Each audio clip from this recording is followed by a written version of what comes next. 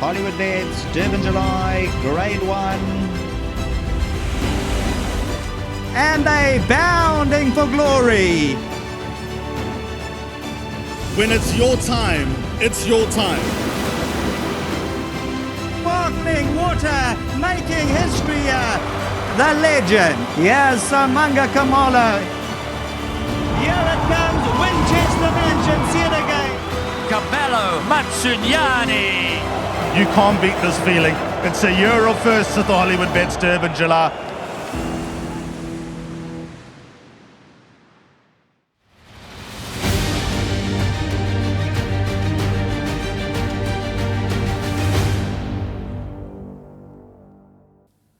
Well, we're riding the wave into Hollywoodbets Greyville for Africa's greatest horse race, for Africa's greatest social event, probably for the greatest day in Africa's calendar. We cannot wait to welcome you to Hollywoodbets Greyville on Saturday the 6th of July for the 128th running of the Hollywoodbets Durban July. I'm joined with an amazing panel to take you through the 18 runners plus 2 reserves for this renewal of Africa's greatest horse race. And I'm joined by the following members. Joined by Justin Snaith, who of course is a 5-time winning trainer of this great race, starting years ago with some great names and ending with a couple of wins with Do It Again and Bulgarian. Also, Hall of Fame trainer Mike de Kock is here. Also, 5 wins in the Hollywoodbets Durban July, starting with Ippy Tombi famously in 2002 and 2 years ago with Sparkling Water. We thank them so much for that time because obviously they are very busy preparing horses for the Hollywoodbets Durban July. Also joined by the nominee of the Hollywood Syndicate and also the 4-time winning jockey of the Hollywoodbets Durban July, Anthony Delpeche, is here as well to talk about how he thinks this year's running of the Hollywoodbets Durban July is going to go. And also, for 25 years, the record holder of wins on the South African circuit, Anthony. 334 was the number. That's been broken by the man next year. But what a ride it's been for Richard, and I'll get to him in just a moment. How proud are you that winning form sponsored jockey, linked obviously with Hollywoodbets, is now the man in the limelight?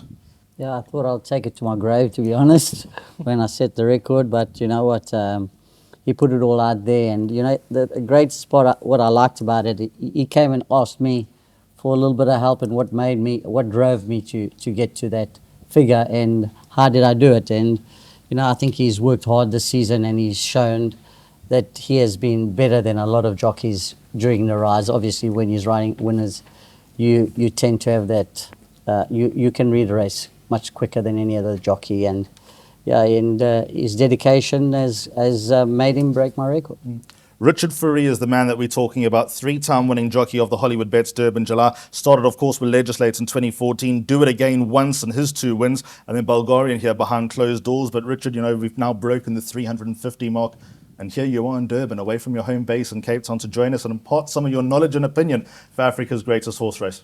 Yeah, well, thank you for allowing me the stage to share it with you guys, and see if we can find the winner for the July. And then last year's winning jockey of the Hollywoodbets Durban July, Cabello Matsunyani, rode Winchester Mansion, who he rides again, is here to talk about his rides and some of the horses that he's ridden in this year's edition. Cabello, in the last 12 months, how's your life changed?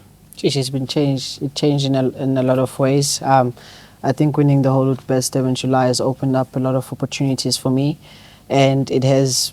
I've grown as a rider, and I've improved a lot. I've learned a lot along the way. And I mean, look, we're still learning, but I must say, being part of this panel, we've got greatest people in the industry here, and it's also a motivation. Sitting next to Richard Fourie, who's just broken a record that no one thought was possible to break, and being here, it means a lot, and it's also a learning curve for me.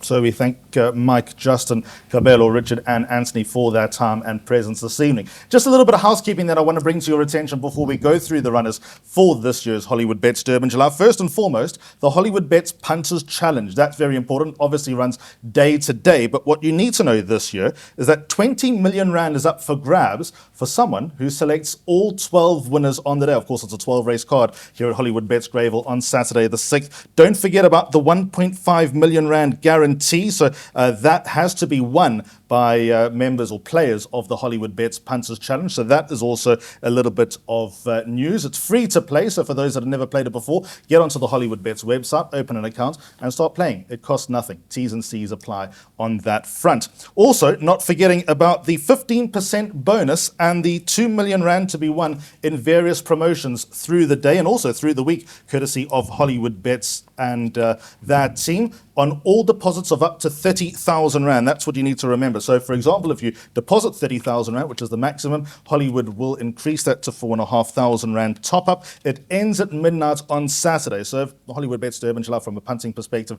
doesn't go according to plan, you've still got a couple of hours to top up that account. And also, Hollywoodbets are running a whole lot of promotions through the week into Saturday. Visit the website, hollywoodbets.net, and don't forget to opt in. Right, let's get into the 20 runners, the 18 plus 2 reserves for the Hollywoodbets Durbanville this year. We're going to kick off with number 1, Royal Victory, a 2-time Grade 1 winner, up on the half-up. Nathan Kotson trains. Nathan was your right-hand man for a very, very long time, an accomplished assistant, and now showing that he's an accomplished trainer. His 2 Grade 1 wins have come at Turffontein. Does he have the tools to do it at Hollywoodbets Greyville? Again, it's going to be, the debate is 3-year-olds and 4-year-olds. I'm firmly in the 3-year-old camp this year. I wasn't last year. He was a smart 3-year-old. And Nathan has done an unbelievable job. To win 2 Group 1s with a handful of horses that he has is just unbelievable. And it just shows the quality that the man does have as a trainer. I think any of these older horses are hard-pressed to beat the 3-year-olds this year, especially the top 2. If you like Royal Victory, you bring form lines in of just about every older horse in this race. You'll find a line of form somewhere. There's some of them that are 3 kilograms better off for them. And if you look at those horses, can they win? I don't know. I think Royal Victory's up against it to win this year. I like his prep. Nathan's stuck with a tried and tested prep that he's had to win his 2 Group 1s before. So I reckon things have gone well for him. But as I said, in my opinion, these older horses they've got their backs against the wall with these youngsters this year. Number 2 on the card is Barbaresco. Johan Janssen van Vuren trainer. Gavin Lorena takes her out. I'm going to actually go to Anthony Delpeche and talk about a jockey who generally walks around 57, 56 kilograms, sweating down to 53.5. Is that a bit of a signal of intent? And with that question, will he get this 2,200 metre distance? Well, yeah, firstly, it's a real dedication for Gavin to get the weight down, because he is quite a heavy guy and he's going to have to lose a lot of weight. And listen, I think he's obviously gone through a program to get himself down to that weight. And the question is, does he get the trip? If he does get the trip, then he's got to be a big runner. He's 2.5 kgs better off at the weight than the favourite. So he's got a great draw. He got interfered quite badly with last time. So I believe if he does get the trip, he'll be there. Justin Snaith's got a few runners, including number 3, without question. Rachel Venika's first ride, the first lady jockey to ride in the Hollywoodbets Durbanville, rides for her sponsors, Johnson Workwear. The school of thought out there, Justin, says that this could be the well-weighted older horse that's lurking around, especially on his 3-year-old career. Is he the same horse now as he was sort of 12, 18 months ago? Look, he's got to be one of the best weighted horses in the race. He ran 3rd in the Derby, 3rd in the Daily News, but to horses like Charles Dickens, See It Again, he ran 3rd in the Met not long ago. I sent him up to Johannesburg, picked up a couple little issues there, so I was always on the back foot. Didn't work out in the last race. I put him in a 2.5 because I still needed one more run in him, and he didn't get the 2.5. It was he came through like he was going to win the race, and then the trusty old stayers both nailed him, and he just didn't get the 2.5. Back to 2.2 with Rachel on. Could be the dark horse. If he runs to his Group 1 level racing, he can win this race. A few things need to go his way, and I have to train him so carefully this week. I need everything to go our way. But as I said, could be the dark horse. Rachel gets on with him, ridden him in some of the big races. So if a chance in the race, he could certainly pop up. Richard Yorard, number 4, Future Swing, was the winner of the 1900 here at Hollywoodbets Greyville a few weeks ago. He's coming in here looking like he's not particularly well weighted, but can we read anything into the fact that this is the horse that you committed to quite a while ago? Well, for like the last 7 months, I've had a soft spot for this horse. He's just an easygoing type, not too overcomplicated, and he's winning stays races coming from off the speed, and really making up ground and things like that. And the fact that he had a nice 4 draw, obviously he's about 5 kilos out at the weights with 1 or 2 of the horses that I thought's got a big chance. But I just think he's an easygoing type, and he'll flourish over the 2-2. And he's a type of horse, the older he gets, the stronger and more mature he'll become. So I definitely earmark horses like that for this particular race, that show something early in their careers, lose their way, get gelded, get put away, and then trainers start bringing him out and then carefully selecting their flight path for the July. So I think Justin's done a good job getting this horse here at the right time, programming his his sort of races that he wants to pick off, and I think he's as live as a runner as like 6 or 7 of the horses in the race. Justin has come a long way from winning the Algoa Cup in PE. Quick comments about his chances? Yeah, look, don't underrate this horse at all. This horse is planned for this race. It's been from a long time ago. The Greyville 1900, he was still needing the run, but that's all he needed. He doesn't need any more racing. He's not a horse that's big in the manger at all. We specifically have chosen to only run that race and then wait for this race with a gallop in between. As I said, not a good doer at home. Perfectly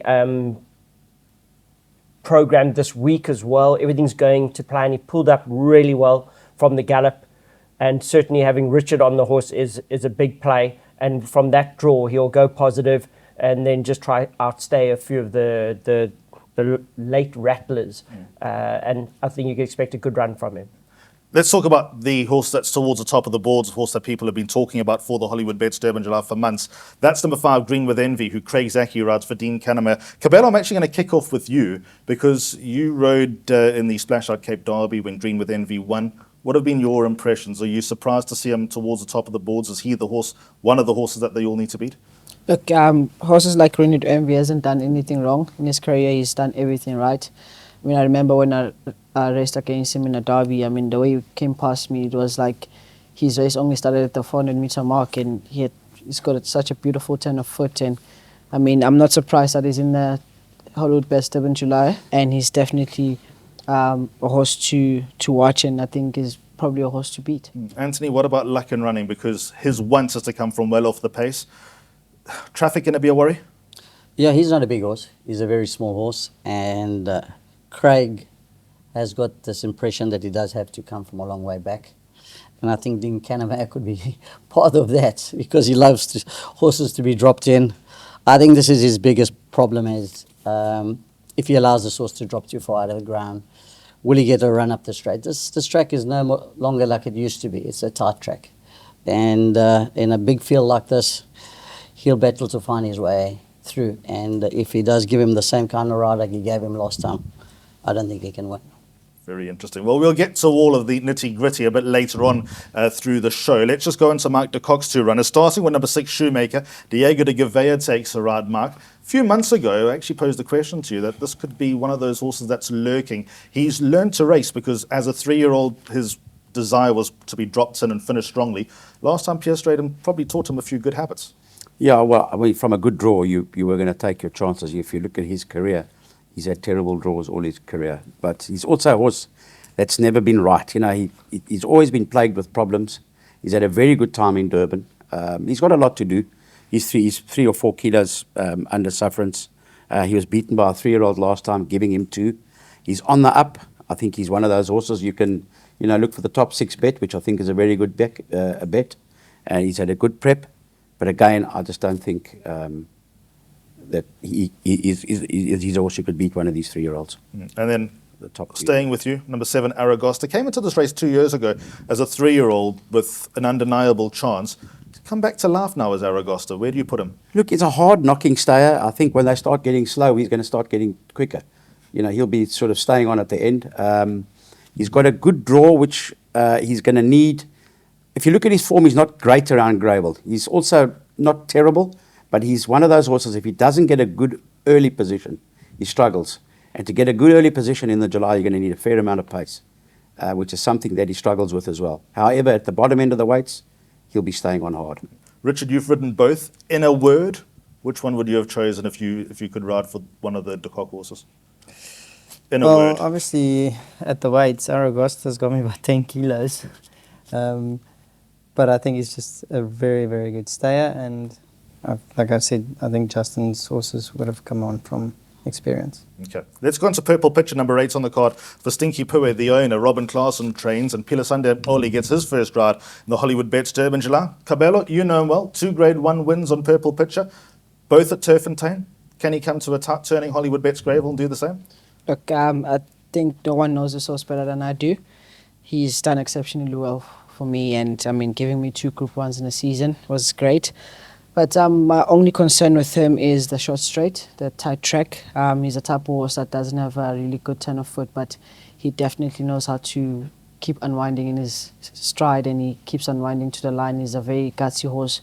He knows how to put on a fight, but I think Pilasano will have to be smart with his running on the day and just get him to kick on early enough where he doesn't get flat-footed at the top of the straight. Okay, so that's about half the field done for the Hollywoodbets Durbanville. When we come back from the break, we'll talk about 2 lively chances in the form of Winchester Mansion and See It Again. Stay with us. Hollywoodbets invites you to our world of adventure. Spin for the stars with over 900 games on Spina Zonke. Pick your lucky numbers from thousands of global draws per week. Stand a chance to win up to 10 million rand on Aviator and JetX. Bet on all your favorite live games and casino. And score big on all your favorite sports. Hollywoodbets. We bet you'll love it here.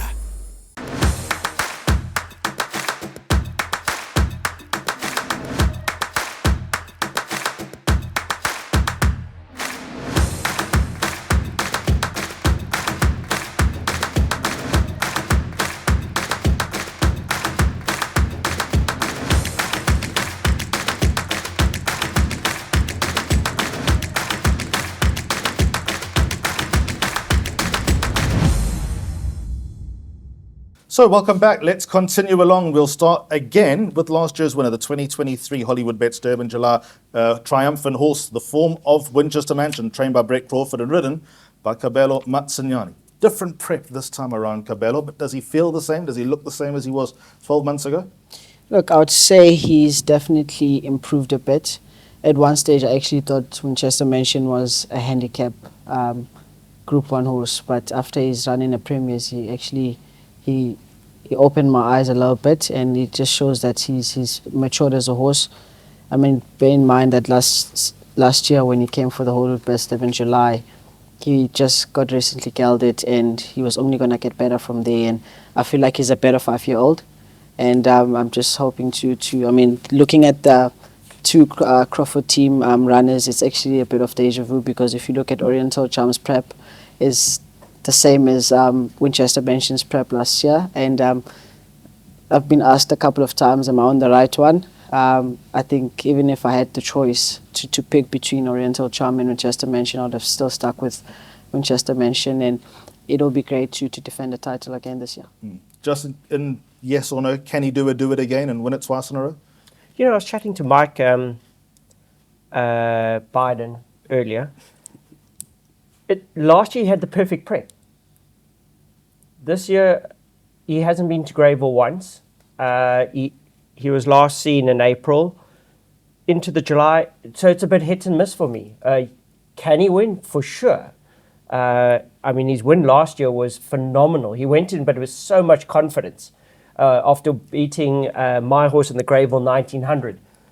This time round, a little hit and miss. Which horse is going to arrive? Is he fit enough at home? A very hard one to work out. But you always got to respect him, especially 9 draw. You've got to respect him. But as I said, there's got to be a bit of grey area here. Anthony, let's go on to number 10, See It Again. Of course, KZN represents about 3 runners. Royal Victory, big chance. See It Again, big chance. And then obviously Flagman, number 17, who we'll get to, big chance. Big chance, See It Again? Horse to beat? I like him. I think I liked him last year too. And yeah, I like him. I just wish he had one more run before the Hollywoodbets Durban July. I thought his gallop, well, he didn't show much in his gallop. I think he's a better horse with the blinkers on. He's got the perfect draw. He's got the right jockey on. I think the pace it doesn't really matter with him. He's got a really good turn of foot. And I think the only reason Winchester Mansion beat him last year was, I think, Pierre pulled the trigger a little bit too early. Mark, if Say It Again was yours, would you be happy with a quality horse of top weight, or would you rather have a pound or two up your sleeve, although it would be unavoidable with a horse like this? You look, if one looks at his run last year, he had to run huge to get as close as he did to Winchester Mansion. But he had come off a tried and tested, hard-knocking prep. Guineas, Daily News, July. Go back over years, it's been cast in stone. This year he comes off one run only. And that troubles me slightly. The mission may be the Group 1 actually at the end of the month, at the end of July. I don't know. So there's obviously a reason behind the thinking. But purely on that, and also if one looks at, on weight for age terms, he should only be giving the 3-year-olds 4 pounds. I think it is this time of the year, 2 kilos. So he gets very close to weight for age terms with the top 2 youngsters. Is he better than Greenwood Envy? Is he a Greenwood Envy of last year? I don't know. I think Greenwood Envy could be slightly better than him. So, I think he's got a bit to find. I'd watch him at the end of the month. Number 11 is Oriental Charm. Brett Crawford and JP van der Merwe team up. Cabell is obviously associated with Brett Crawford. You've spoken about the fact that you're happy with the ride on Winchester Mansion. Have you seen anything with Oriental Charm back home there? Yes, I've sat on him a couple of times, and JP came up to the Highfield to give him his last gallop. He's been doing very well. He's done everything right. This horse, he's actually an up-and-coming 3-year-old, and I'm sure that he'll pull up a very good run from the draw as well. And I mean, I think he's also in the right space. He's one of the 3-year-olds that will be competing with the sorts of Greenwood Envy. I'm going to stay with you about number 12, Son of Raj, because you rode him in his penultimate start, or rather anti-penultimate start. Any hope? When I rode him, he had a nice turn of foot. It was a prep run for him in that race. I remember the going was very heavy. On that day, we had a bit of rain. He's with the draw, it's not going to be easy with him because he's a type of horse that he's a little bit slow to stride early on.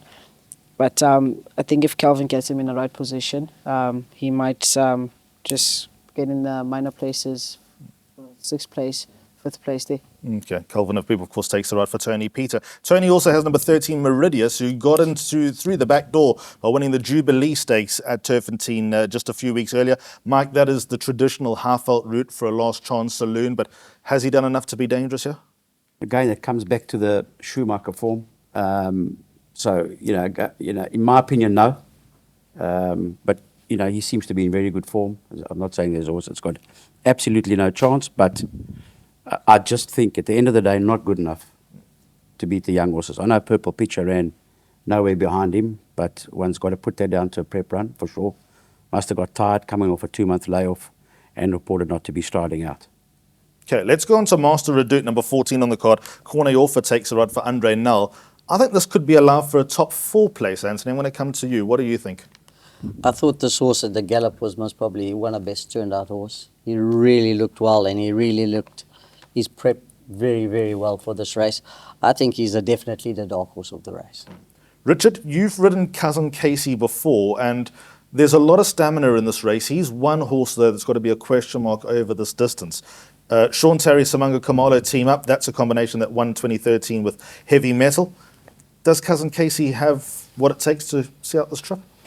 Well, he ran in the Cape Met. He pulled wide, he went around, went to the front, then caused a little bit of interference on the outside, and he still ran a good race that day. So if he switches off, I think he can be a dangerous horse because as a juvenile he had fantastic form. He lost his way a little bit, but his last 2 starts have been, he's been decent. So could he stay? If the races run slow, it could be a bit tricky. So he's probably a better 14 miler. But a soft run race can definitely put him in the mix. Justin, winner of the Met, double superlative. Nearly didn't have a prep. Also, last-minute decision to get him here. Daniel Muscat, of course, comes out to ride. Hollywoodbets sponsored UK-based jockey who won him in the Met at Hollywoodbets Kenilworth. How's he doing? Look, I had to take our poison in his first comeback run. We made it very clear to the public. He drifted. He was underdone, but he had to have a run somewhere. So he managed to get the run. He has come on plenty, I can assure you. And then you get the chance of a gallop.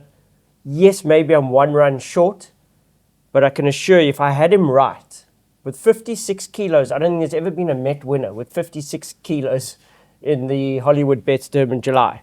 He would be a monster runner. If he just gets half a chance and I manage to get him to this race fit, I can tell you right now this horse can run. Make no mistake. But yes, I'm one run short, but so are there other horses in the race that may be one run short. As I said, he's doing well at home. Daniel Musk not coming all the way for nothing, not thinking he hasn't got some sort of a chance. So you've got to respect that. Maybe another one of my horses. I keep saying it. I hope I'm not going to be the dark horse in this race with all my runners, but at least I think I know I might be beating one trainer home in this race. So don't leave us out. Right, let's go to number 17, Flagman. Gareth Funzel, Sereno Mudley, they team up second in the Daily News 2000. Anthony, it's been a very rapid rise up the ranks. Could he actually win this race? Yeah, I do. I believe he can win the race. I believe if you say Greenwood Envy is the favourite of the race, this horse is definitely got to be there with a serious chance. And what I like about this horse is he's got guts and he's got determination to win. He's got that will to win and he's got good gate speed. And I'm not too concerned about the draw. I think he'll get into a good position. I think he's in the right space, this horse. I think he's had a great preparation. And he's definitely there with a big chance. And then number 18, Future Pill. Richard, you've got to know him very well. A very, very good horse, a very good stayer, loves Hollywoodbets Greyville. Can he figure? He can, but he's better over a little bit further. He's got a lovely galloping weight. If he had a draw, I'll make him a very scary horse to be around. If he's like 3-4 lengths off, he can definitely be in the pound seat from there. Justin, reserve one, Shishlui. Obviously a blow that he's not here. Someone had to be disappointed. If he got a run in a sentence, where do you put him? Yeah, look, at the weights, I would have thought he had a very good chance. I mean, I'm not going to lie. There are some horses that surprised me that got in ahead of him. But just last time it cost us. You know, the trigger was pulled halfway around the turn, and it cost him being a run in this race. So we take our poison and come back next year. And then finally, Hotter Ruby, number 20 on the card, reserved to Mark. Any hope if he got a chance to dance? You know, I think these other 2-3-year-olds, the top 2-3-year-olds in Flagman and Greenwood Envy are way superior than him. Okay, let's have a look at a couple of reruns leading into the Hollywoodbets Durban July, just some clues. We'll start with last year's running, won by Winchester Mansion under Cabello Matsunyani. And let's just talk about how things went over the duration of the race. Cabello, you came out of draw 4. We'll have a look at last year's Hollywoodbets Durban July. What I did notice is that Winchester Mansion out of gate 4 tugged in the early stages, but how are your emotions going in behind the drill hall where we'll take this replay to until the last 800? Well, look, in the race, I know that Winchester Mansion doesn't have, well, never had the best start out the gates, but I had to be a little bit aggressive out the gates before they can bully me and overcome me, and I'll end up too far out of my ground. And when I got aggressive on him, obviously he looked to take a bit of a tug, but I managed to bring him back, and I think I had myself in the best position I could have asked for in the race, and I had the run of the race, and I could decide from there what I needed to do, and he gave me a very good tenor-footed in the straight, and I think that's what won him the race. Richard, you were riding with our question, who's obviously back again. From draw 3, I think it was last year, you had what you'd consider to be the best position in the race. Would you have done anything differently, though, looking back? No, not at all. I was in the plumb spot. I just didn't have anything to compete with before we came into the straight. And I remember watching Cabello coming past me in the hands, and that's like through the 250, and not soon after that, I saw Striker straight. I'm chasing hard after him, and I thought, oh, this is going to be a plum ride. And I just thought Cabela rode the race of the century there. And then, Anthony, you were saying that you thought maybe Striker went to stride too early. Looked like he had the measure of Winchester Mansion going through about the stage. Yeah, if you go back and you look at the top of the straight, I think he thought the run was going to close on him. And he didn't want the run to close on him, so he took the run. And obviously he went past Winchester Mansion. And I think Pierre, like we know, would have waited. And I think if that year he maybe waited a little bit more, I think he would have won the race. Let's have a look at the World Sports Betting Cape Town Met, which of course was run at Hollywoodbets Kenilworth at the start of the year, won by double superlative and won in outstanding fashion. Justin, you know, when you take Daniel Muscat, who's obviously been to the country before and had ridden at Hollywoodbets Kenilworth before, how brave and how good was that run as we have a look at the Met from earlier this year? Look, he came into the season late from an injury, and getting him fit was always the issue. But he just came right at the right time, got the weight off him. He carries so much condition. I've actually got him, after the gallops on Thursday, I got him down to 5 kilos lighter than his Met run. But obviously it's like all of us, after a good exercise, you go hit the lunch. So I'm sure he might have put on a few kilos after that. But I'm not far off. I'm getting closer and closer. We're getting to the race. And I don't need to tell you the talent that this horse has and the quality individual he is. There's a lot of horses in this race that I just do not carry the class that he does. And I really hope that he showcases. But there's going to be very interesting tactics here. And I think fitness is going to play a big part in this year's big race. Mark, can we judge anything from See It Again there? Was he just not himself in Cape Town? I think Pierre did feel there that he was too far back on the horse. He felt he wanted to be a lot handier. But I mean, for me, it's not the strongest Met we've seen in a while. And I mean, it'll be like Aidan O'Brien turning around City of Troy. If our orange fella can get that to that horse to win. I'm afraid for Daniel, it might just be one of these. Have you seen when the Poms get beat? I've come all the way for nothing. Right, anyway, we hope it's not. Let's go on to the Tab South African Classic, which of course was run at Turfentine in March. Won by Purple Pitcher, Cabello, front-running tactics. Let's have a look at that and see if we can garner any clues from Purple Pitcher's victory. Cabello, there he is in front. Would he be one-dimensional that you've got to take him to the front? Or if something went quicker than him in the Hollywoodbets Durbanville, would if you were riding Purple Pitcher, could you live with that? Yes, look, even this race itself, it wasn't my game plan to actually go to the front. I thought I'll be sitting second behind William and or Meridius, but I ended up in a position where I actually had to take up the lead, and I just had to ride him the way I know him and just keep him galloping. I think in the Hollywoodbets Durbanville, if he has to be in front, it would be ideal because of being in a tight track and the shorter straight. But if it does happen that he has one or two in front of him, it just has to be an honest gallop, and I think he'll enjoy it. And as I said, Pilasano will just have to be smart about his riding. He needs to get him into gear as quick as he can so he doesn't get flat-footed. Is this the strongest crop in the half-felt, Mark, just quickly? It's the strongest crop of 3-year-olds I've seen for a while, but I do believe that the Cape and the Durban horses are superior. Superior 3-year-olds. Okay, so that pretty much wraps that part up. But now on the other side of this break, we're going to take a few more reruns and then open up the floor for debate and try and work out the winner of the Hollywoodbets Durbanville. Don't go too far away. Hollywoodbets welcomes you to a wonderful world packed with endless entertainment. Count your lucky stars and pick those cherries with super sizzling hot Hollywood bets. There are over 900 games to choose from, plus 3 million rand up for grabs with the Spinner Zonke jackpot race. So sign up today and join in every Wednesday, Friday and Saturdays from 8:30 p.m. for excitement that never ends. Hollywoodbets Spinner Zonke. Take a spin with us. The 2024 Hollywoodbets Durbanville is even more special for an extra reason. It'll be the first time that Zulu commentary will be provided for the Hollywoodbets Durbanville. Sanele Unu, who's actually got a wonderful story behind him, having worked here at Hollywoodbets Greyville, Hollywoodbets Scottsville for a number of years, has taken commentary like a duck to water. It'll be the second option on your DSTV bouquet. So if you want to listen to Sanele do his thing and commentate the Hollywoodbets Durbanville, I suggest you do it. You will be so entertained, I can promise you, if you consider the success of also commentary throughout rugby and even cricket, now getting into that as well. Right, let's get into a couple more reruns before we dissect the final bits of this discussion. Let's go into the World Pools Champions Challenge, which was won by Royal Victory. Muzieni on board for Nathan Kotson. And here there's quite a lot of form. Mark, I'm going to kick off with you because obviously this is in Joburg, a race that you've won on many occasions, and also you had a few chances in this race. The form of Aragosta, Winchester Mansion was runner-up in this race.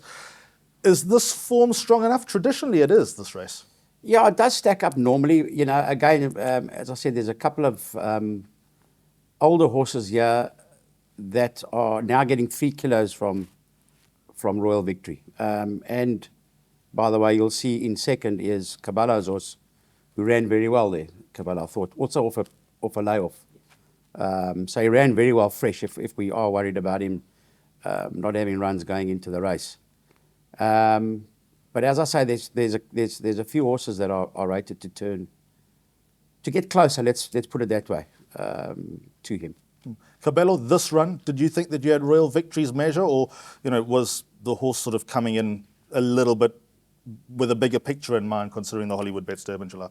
Look, in the race, coming into the race, I knew I was coming in a little bit short of work. I remember that week we had a lot of rain and he hadn't worked for that past week, and I think that was crucial work for him, and it would have got him to peak at the right time. But coming into the race, I knew that he'll need a run a little bit, but when I hit the front, I thought maybe I might just get away with it. And when Royal Victory came to challenge me, I was at my top, and I'd say that last 50 meters, Winchester's had enough, and he was just sustaining, and he started lagging in very badly, which he usually does, but I think on the day he was more lagging in because he was tired. And but I was over the moon with the run. He ran a cracking run for me, and I was very happy with the run. Even that's what I'm saying, even coming to this year's Hollywoodbets Durbanville, I'm confident that he can pull a good run for us, and I think he's definitely in the right space, and he's peaked at the right time as well. So the next salient race that we'll have a look at is the World Sports Betting Greyville 1900, won by Future Swing, who was ridden by Richard Free. In that race there was obviously Oriental Charm as well. Richard, on the evidence of this race, you obviously chose Future Swing. There he is in the grey with the violet cap, well placed. Did he give you all the right answers throughout the race? Were there ever any dicey moments, or was there ever a worry that Oriental Charm might just be staying on, because that's what he does? No, look, I thought the speed would be on a little bit quicker than what it was. Did hit a little bit of a flat spot, but the moment I got my head in front, I was very comfortable after that. And I think he's nicely prepped. He's had a lot of racing now. He's had 2 runs in KwaZulu-Natal. So I think he's a type of horse in the Hollywoodbets Greyville, Durban, July. Everything is just gone right. And yes, I'm giving more weight away to Oriental Charm. I'm giving him 2 kilos. I think I'm a better type of stayer compared to that. So yeah, muggy race, but you got to pick one. There's 18 runners, so I made my choice early, and I'm sticking with it. How much meat was on the bone there, Justin, going into that race? Look, I can quite a bit, to be honest. It was always our intention just to showcase the panel that he deserves being in the race. That's all we were looking for, and then to stick him away. But then people forget a bit as the other races come along and other horses become more popular. He's doing extremely well at home. I thought the second horse there had it. I thought he had it quite easy up front, even though some people say over race a bit. I thought he had it. But he's as good a prep we've had. He's had also. I think Brett nailed it again with a great prep for Oriental Charm. But the travelling is travelling. They did it with Winchester Mansion. There's always that risk involved. He's gone back and forth, and whether that it seems to be working for a lot of the trainers. I just like to think that it's better for us to sit here in Natal for all the time, and it reaps its rewards. But at the last couple of years, it seems it isn't. So it'll be very interesting to see how that plays out this year. Right, let's go into the Daily News 2000, which is probably one of the strangest races I've watched in a long time. Let's have a look at it. Anthony, as a former jockey, Watching it at this stage, nothing seems out of the ordinary. But all of a sudden, the leader, William Iron, went from first to about fifth in the space of 50 metres. Can you comprehend what you were watching for the next, well, what's this, 1,400 metres of a Grade 1 race? Yeah, well, it could have been a big accident. That's the one thing I can firstly say. And listen, it caused a lot of interference in the race, and it could have changed the result of the race too, because a lot of horses lost their position, and it changed the whole pattern of the whole race. And if you run this race again, most probably you'll get a different result. Justin, we're coming up to a moment now with your first reserve, Shishlui and Barbaresco. What did Grant van Niekerk say afterwards, doing this randomly in the middle of a Grade 1 race? Well, I was wanting to talk to him, but I couldn't talk over Gavin Arena. Because he was still shouting. Gavin was having a piece of him. Lucky it wasn't Kevin Arena. But yeah, it's just so much work. I do blame exactly what you guys are talking about earlier part of the race. When you put the brake on, you create a monster. And I think Anthony is very correct in saying that it can create a bad incident and a fall. But for me, it was a amount of work that had gone into Shishlui, and this was the race that was going to prep him into the big one. So it was a very hard pill to swallow, I must be honest. Richard, you were in this race on a horse that ultimately didn't make it to the Hollywoodbets Durbanville, but you watched things unfold in front of you. Green with Envy sweeping around the outside of a very peculiarly run race. Did he always have Flagman's measure? The fact that Flagman probably had an easier run, does that have a little bit of weight considering this year's Hollywoodbets Durbanville? Look, yes, there is 2 kilos, obviously, from the penalty that was handed to Green with Envy. But I still don't think that was Green with Envy's run, or his best.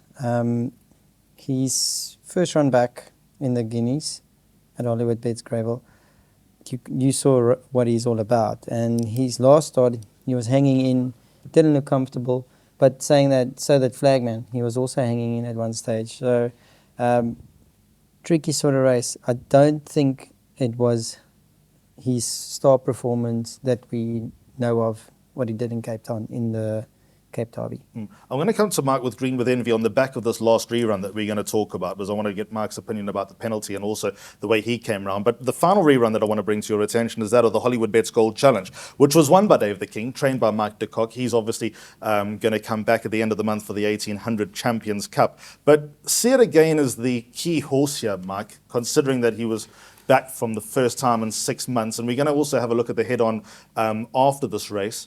If he were yours, looking at this run, would you be licking your chops after a 6-month layoff? And the fact that he was hanging in, which we'll get a little bit of an indication through the head-on, is that a little bit of a cause for concern? Yeah, look, I think he was feeling the race at the death here. You know, I mean, he obviously went into the race with a fair bit of condition. They were looking for the run to bring him on. And that's where I would have loved to have seen another run out of him. I think he would have, look, we don't know how he'll go, but I think he would have appreciated another run, given what I saw there in terms of his condition. He did finish it off very well. There's another 600 metres. Yeah, as I say, I'll just look back at last year's prep. Hard knocking, 2 good runs, went into the July and ran absolutely out of his shoes, and sadly to get beaten by a very well handicapped horse.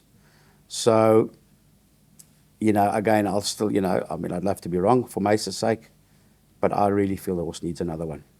Okay, let's talk about Green with Envy, that Daily News run, and the penalty from 123 to 127. Fair, unfair? Has that taken the wind out of his sails, or do you think he's a genuine, roughly 130 rated horse? I think he'll get there. There's no doubt in my mind about that. He went into the race for 123, I think it was. The best horse in the race, rated to win the race, and did exactly that. I didn't see a need for a penalty, to be honest. And that would have left him in this race with, 2 kilograms less, I think. With 2 kilograms less, would he have been the penalty kick of all penalty kicks? Well, he's got to get he's got to get past the second horse. Flagman, for me, only had 6 runs. This is his 7th run. A monumental step in class from the progress plate, or was it a progress? I think it was. Into that, a monumental step, and he rose to the occasion. I get that he shifted in, and I think Green with Envy went to look for him for cover as well. But that's why I believe this horse has got a lot of improvement to make.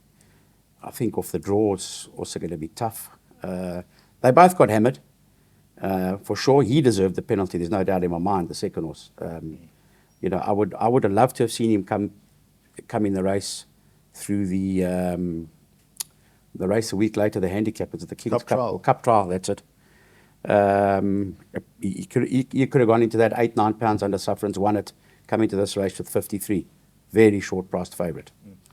He's got his work to do, but I think these are two high quality 3-year-olds. Anthony, how much will luck and running have to do? It always does, but do you see with a likely good pace that bad draws are going to have a little bit easier, or do you think they're going to be hard luck stories just because that's what the Hollywoodbets Durbanville provides? Well, I think it's the kind of horse you ride. Obviously, with him, he's got a good turn of foot and he's got good gauge speed. I think you can get him in a good position. Let's talk about Flagman. So I wanted Grays in. I sat third last and he won very impressive. And obviously, he was a very smart horse. But I think if you've got that kind of a horse and he's got this gate speed and you can get him into the right position, obviously that's very important. But I wouldn't be worried even if I was running 3 wide and I had cover. I've won the July 3 wide with cover. Always makes a big difference because you're out of trouble. You're out of trouble. There's always incidents on your inside and you get a clear run. I think he's a horse who's on the up and he's got a serious chance. Richard, do you see the pace being genuine? Purple Picture, Oriental Charm in there, or do you think they're going to commit back? You're saying that, like both of them would like to have a little picnic first. Purple Picture doesn't necessarily go that quick when it's there, but it needs to get going earlier than the rest. You know, so it's tough to tell. It all depends on what instructions are given from the guys that are drawn a little bit deep, and they might be told, you know, press forward for a little bit of, you know, get closer to the winning line. But it's a tricky race. I've seen almost 90% of the time it's not a very fast run race. So I don't see speed. Cabello, where's the best draw? You drawn 9? You happy with that? Yes, I'm very happy with the draw. I was actually hoping for a draw between 5 and 8, so I'll take the +1 with both hands. I think it's a comfortable draw for me, and I'll definitely be able to place my horse in the right position. Okay, let's just quickly get a little wrap from the panelists. Justin, you've got a few runners. I'm not going to ask you to split your runners. Who do you think would be the key horse? If you know, one of your horses, who's the horse that they need to beat that's not from your yard? That's not from my yard. Well, you can tip your horses. Look, I'll be hanging on a few of these horses' tails, and there are some that I won't be hanging on. And to be honest, Mark, I'm not hanging on your horse's tails, okay? Thank you, Justin. If I get beat by someone like, I'll be over the moon. It'll be a proud moment to watch you win. And I think someone like Nathan Cotson as well, to be honest.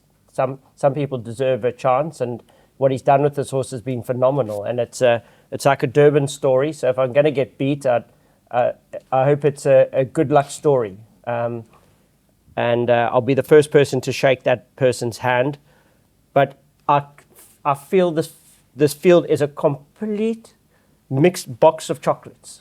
I've never seen a Hollywoodbets Durban July with a mixture of horses like this. So you could throw them all up in the air, and I think you run the race 10 times, you're going to get a different result. And I cannot be more closer to what Bonji's saying, that luck in the running is going to play a part here. And it could cost a good run in the race winning it. Mark, you got 2 runners, obviously Shoemaker and Aragosta, but for those 2 who obviously you would hope and expect to win, who's the likeliest of horses not from your yard? All things being equal, fair run race, not a lot of interference. I see the 3-year-olds fighting it out. And so you're the only objective man on this panel, because obviously Hollywood's got no runners and you got no rides. So who's the horse to beat? Who's your top selection, biggest danger? Well, I think the best horse in the race is Green with Envy. I definitely believe he's the best horse in the race. My only concern with him is the way he's going to be ridden in a rough run race, and he's not a big horse. So that's my biggest concern. But I think the horse that's really put his hand up and is on the improve is Flagman. And he's not far behind his tail.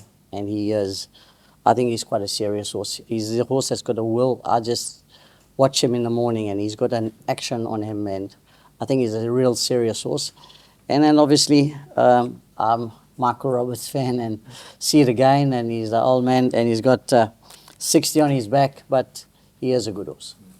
So on that note, don't forget that Hollywoodbets reached out to a whole lot of stars around the country. Commentators, journalists, presenters, the absolute lot. And this is what a lot of the experts have come up with. Now you'll see that all these are put into columns. So the top column, of course, is the winning form, computer form stable, all the publications. We've got the Gallop TV guys, we've got the Cape Racing guys, we've got the 4 Racing guys, we've got journalists, presenters from top to bottom, even Charles Pretorius. They've got him and Andrew Bond, can you believe it, as 2 guys whose opinions are very well respected, and why wouldn't they? Craig Peters calling his 39th, I think, Hollywoodbets Durban July, goes with Future Swing to beat See It Again, Green with Envy, and also Royal Victory in 4th. And you will notice the rankings. This is how they were ranked for every top selection. In other words, first 4 points were allocated to that horse. Second was 3 points. Third was 2 points. And 4th was 1 point. And as you'll notice, 17 horses came out of the mix. Meridius, the only horse that wasn't given a mention. Maybe the stars will be aligned for the horse at the bottom of the boards. Right, don't forget about winning form. This, of course, is your Bible going into the Hollywoodbets Durban July. All 12 races are published in here. All the winners are in here. All the selections, all the clues, all the comments. And don't forget, at the back of the page, you can get the selections by James Rich. Jimmy the Rich is the pseudonym that he goes under. You would never be able to work that one out. So all 12 races, get your hands on a winning form going into the Hollywoodbets Durban July. And also, finally, get your tickets from Ticket Pro, expecting over 40,000 people here at Hollywoodbets Greyville for the Hollywoodbets Durban July. Come be part of the buzz, come be part of the mix, and enjoy yourself at Africa's greatest horse race, Africa's greatest social event. And finally, open an account on Hollywoodbets. Do that now, get involved, make some money, back your Hollywoodbets Durban July favourite, open an account, get clicking away, and get winning. Until next time, goodbye.